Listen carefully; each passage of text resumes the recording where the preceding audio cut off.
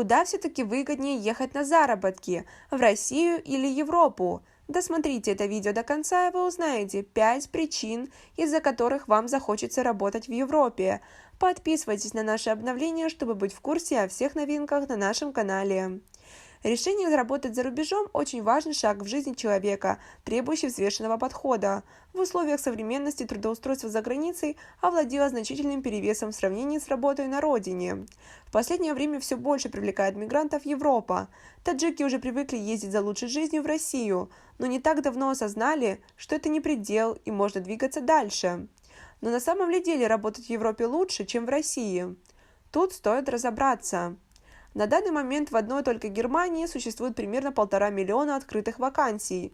Из-за серьезных демографических проблем в будущем ситуация будет только усугубляться, поэтому правительством было принято решение изменить законодательство так, чтобы направлять миграционные потоки в те сферы, которые в этом больше всего нуждаются.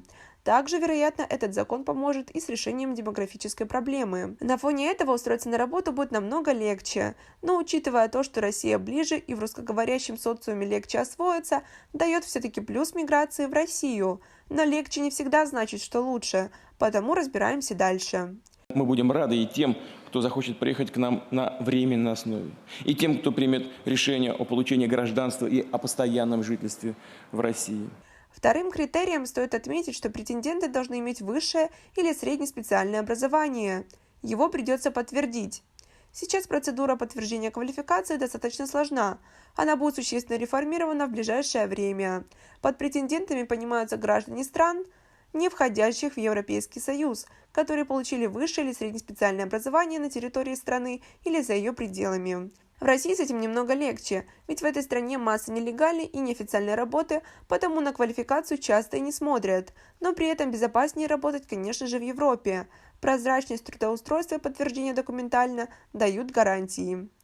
Третье, что стоит учесть, претенденты, которые собираются искать работу на территории Германии, не смогут претендовать на получение социальной помощи, поэтому они должны будут подтвердить наличие средств на проживание на территории страны в течение полугода. В России же сроки совсем другие, из-за переизбытка приезжих часто отказывают в работе. Работа социального страхования в России слабо развита, и надеяться на нее мигранту достаточно рискованно.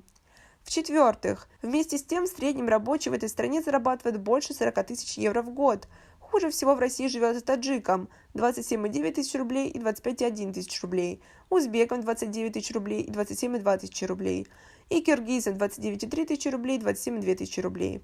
Она направлена в том числе на формирование более комфортных условий для переселения в Россию на постоянное место жительства соотечественников из-за рубежа.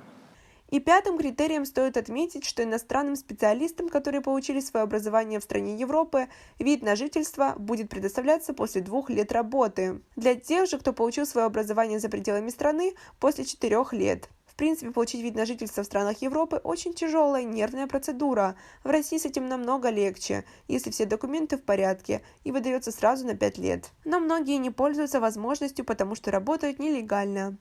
Можно сделать вывод, что остаться работать в Европе намного сложнее, чем в России, но, возможно, из-за этой сложности потом человеку предоставляются гарантии, из-за которых стоит немного помучиться. В Европе комфортнее работать и прибыльнее в разы, но не каждый сможет там освоиться. В России комфортнее, учитывая язык и расположение. Но тот, кто рискует, может получить большой выигрыш. Выбор стоит за каждым человеком лично, ведь каждый вершит свою судьбу сам. На этом у нас все. Оцените наше видео подпиской и лайком.